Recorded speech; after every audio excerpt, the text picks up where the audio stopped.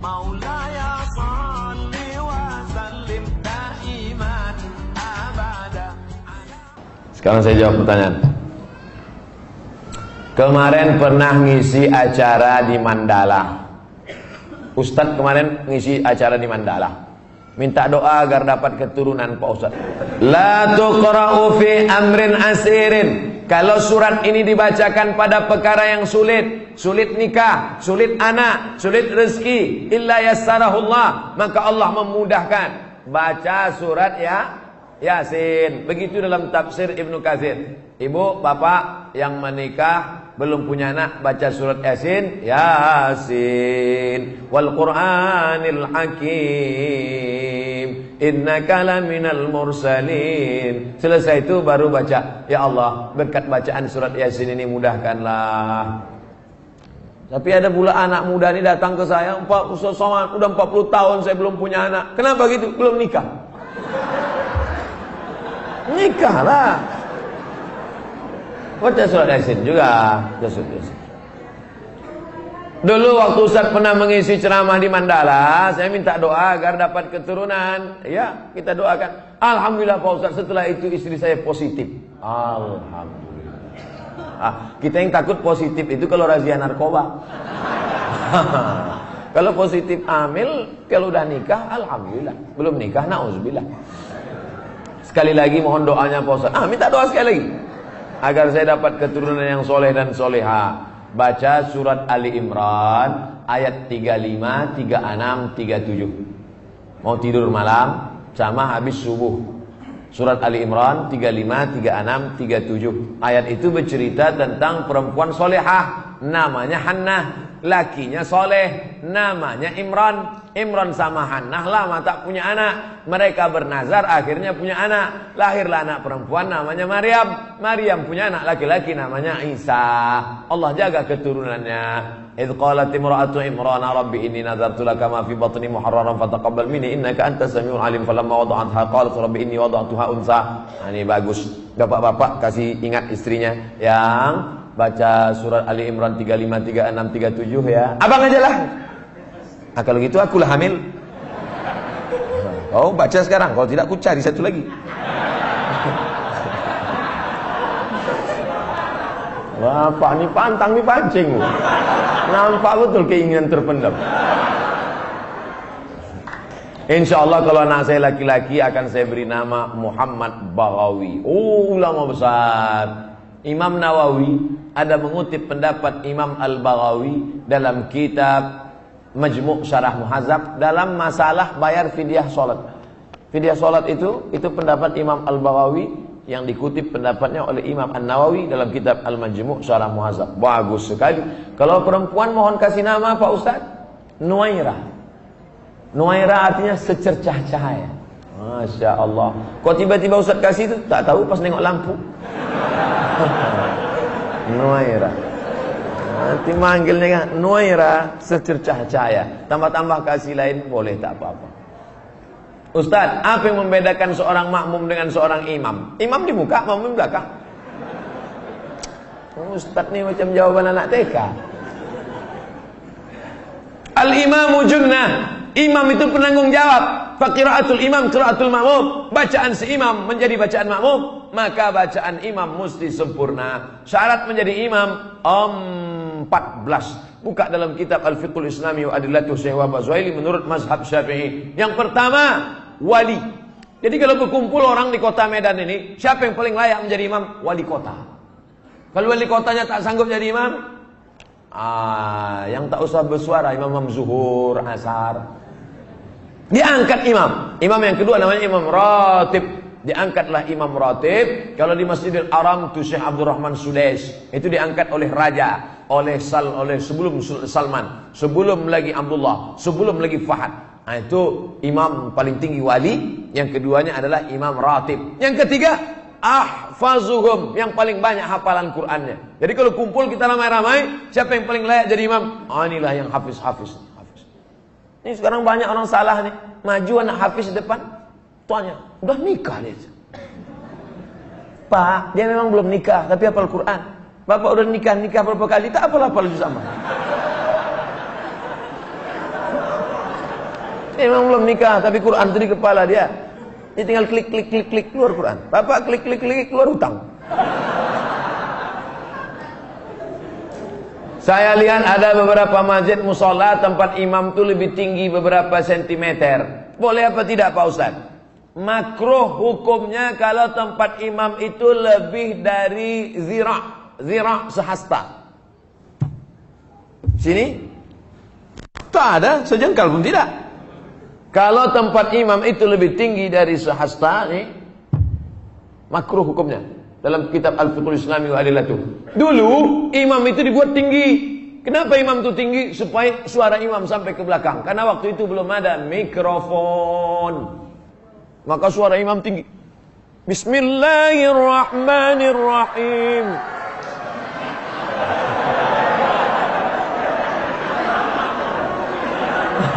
Ore kata makmum. Jadi kalau saya kira tak ada di Medan ini tempat imam lebih dari sehasta, kecuali Idul Adha, Idul Fitri ya. Tapi kalau yang imam-imam ratib di masjid tak sampai. Kalau sekedar dibangunnya segini tak apa-apa, supaya nampak imam. Karena ada juga makmum tuh yang menengok, mana imamnya. Nah, tak mancing-mancing aja. Kita lanjutkan. Ustadz, saya tinggal di masjid sudah lebih 6 tahun. Sejak 2012.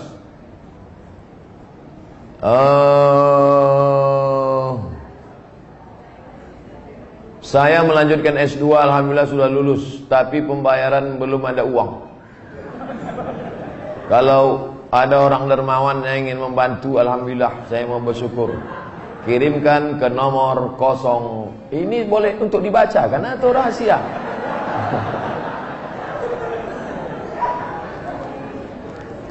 Man kharaja fi talabil ilmi, orang yang menuntut ilmu fahuwa fi sabilillah, maka dia fi sabilillah sampai dia pulang ke rumah. Jadi bapak ibu yang menolong orang berjihad fi sabilillah, man jahaza ghazian faqad ghaza. Siapa yang menolong orang jihad sama dengan pergi jihad.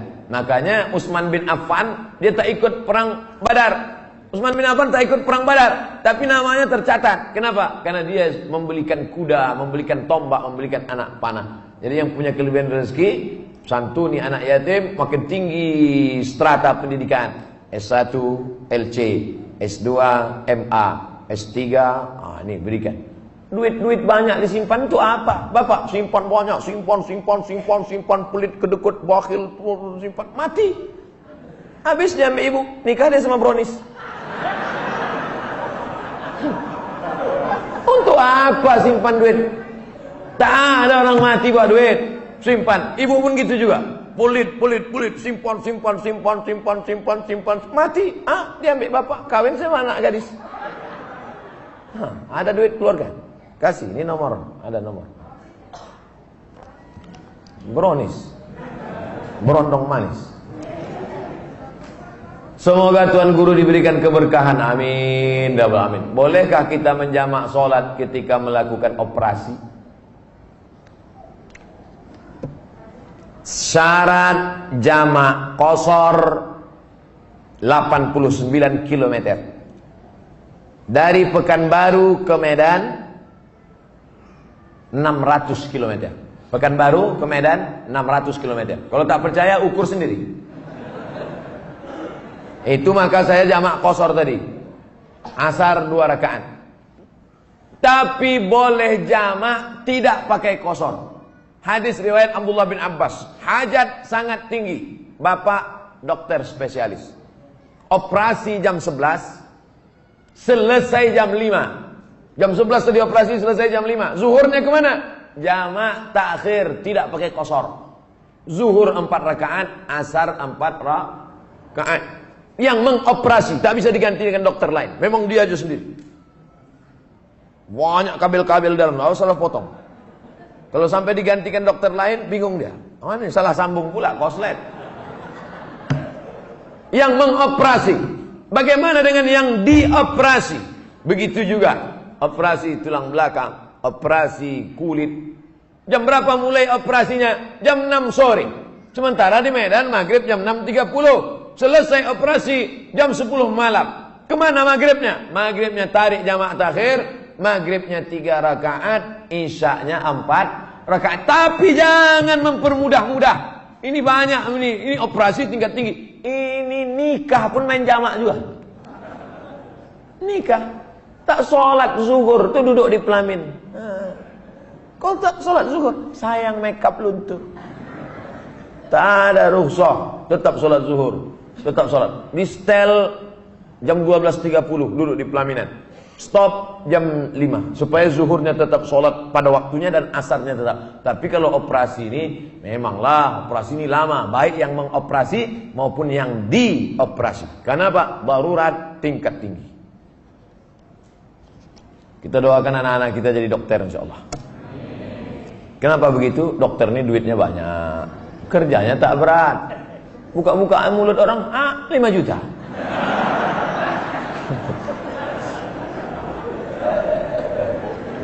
Bagaimana cara menyikapi suami yang meninggalkan istri dan berniat untuk tidak memberi nafkah? Hai laki-laki, kalian punya kewajiban 5. Kasih binimu makan, pakaian, tempat tinggal, pendidikan, perhatian. Makan, sudah. Pakaian, sudah. Banyak sekarang laki-laki tak ngasih bini pakaian. Itu yang di mall-mall tuh. Ada yang kuyak, ada yang tak berjahit, ada yang resleting belum berpasang. Ustaz nengok, tertengok tak sengaja. Saya tak ada niat nengok. Tapi pas nengok lip ternampak sikit. Pertama kasih dia makan, yang kedua kasih dia pakaian, ketiga kasih dia tempat tinggal yang layak sesuai dengan kemampuan, yang keempat kasih dia pendidikan. Kalian yang mendidik dia, kalau tak sanggup mendidik dia, suruh dia dengar pengajian. Perhatian, sanjungan, perempuan suka disanjung-sanjung. Gimana abang tengok baju yang ku beli kemarin bang? Belum pernah abang menengok baju macam itu. Padahal berserak-serak simpang limun. Nah, kalau tidak kau berikan ini, maka perempuan ini punya wali. Jangan bodoh-bodohnya anak gadis kita. Anak gadis ibu punya wali 6. Ayah, atuk, abang, adik, pakcik, abang ayah, adik ayah. Maka laki-laki yang tak menunaikan 5 kewajibannya tadi, wali tadi memanggil. Bukan 6-6-nya, salah satu. Jangan 6-6-nya, pucat mati dia. Salah satu aja. Ayah, abang, adik, pakcik. Aku sebagai wali, sini kau sini. Kalau kebetulan bapak tentara, polisinya cabut pistol letakkan situ. Kalau pak, macam-macam, aku tembak kepala kau. Kenapa tak kau kasih dia makan? Kenapa tak kau kasih dia nafkah? Apa ini? Perempuan yang dibodoh-bodohi. Ini tak dikasih nafkah, diam. Tak dikasih belanja, diam. Muka biru ditumbuk merah, diam. Kenapa kau tak melawan? Sorga di bawah tapak kaki laki. Bodoh. Kalian perempuan punya wali. Perempuan punya wali. Bukan perempuan itu yang ngomong. Ini banyak sekarang perempuan ngomong langsung sama suami. Bukan begitu. Ada walinya yang mempertanyakan. Nah, jadi kalau mengerti, betul kata Nabi, hai para wali, para ayah, para abang, para kakek, para datuk, para pakcik, para paman, idza ja'akum man tardawna dinahu, kalau datang orang meminang anak gadismu, meminang adikmu, meminang cucu, pandanglah 2. Din, agamanya baik, wa khuluquhu, akhlaknya baik. Baik agamanya, baik akhlaknya, nikahkan dia. Jangan kau tengok mobilnya. Ini kalau datang naik Grab aja. Oh, datang naik Mercedes Benz, inilah dia. Rupanya rental.